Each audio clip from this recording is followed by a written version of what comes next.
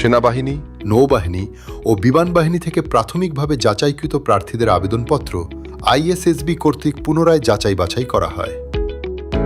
যাচাই প্রক্রিয়া সম্পন্ন হলে প্রার্থীদের নিবন্ধিত মোবাইল নম্বরে এসএমএস পাঠানো হয়।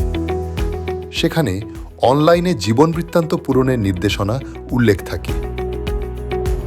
জীবন বৃত্তান্ত পূরণের জন্য প্রার্থীর আইডি ও পাসওয়ার্ড এসএমএস-এর মাধ্যমে প্রদান করা হয়। এসএমএস-এ উল্লেখিত সময়ের মধ্যে অনলাইনে জীবন বৃত্তান্তটি পূরণ করতে হবে। কোনো কারণে প্রার্থীদের কেউ আইডি ও পাসওয়ার্ড সংবলিত এসএমএস না পেলে তিনি আইএসএসবির ওয়েবসাইট থেকে তা পুনরুদ্ধার করতে পারবেন। অনলাইন জীবন বৃত্তান্ত পূরণের পর প্রার্থীদের জন্য আইএসএসবি বোর্ডে উপস্থিতির তারিখ নির্ধারণ করা হয়। মনোনীত প্রার্থীদের নিজ নিজ বোর্ডের কলাপ প্রায় 2 সপ্তাহ আগে এসএমএস-এর মাধ্যমে জানানো হয়। উল্লেখ্য, মনোনীত সকল বোর্ডের প্রার্থীদের তালিকা আইএসএসবির ওয়েবসাইটেও পাওয়া যায়।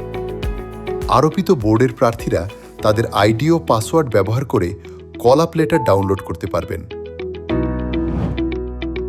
বোর্ডে উপস্থিতির সময় প্রার্থীদের যে সকল সনদপত্র সঙ্গে আনতে হবে তা হল কলাপ লেটার, অভিভাবকের সচিত্র অনুমোদনপত্র, মাধ্যমিক ও উচ্চ মাধ্যমিক শিক্ষা সনদ ও মার্কশিট অথবা সত্যায়িত ফটোকপি, যদি কোনো প্রার্থী বিশ্ববিদ্যালয়ে বা কোনো প্রতিষ্ঠানে ভর্তি হয়ে থাকেন তবে তার সাপেক্ষে প্রমাণপত্র, স্নাতক ও স্নাতকোত্তর শিক্ষা সনদপত্র অথবা সত্যায়িত ফটোকপি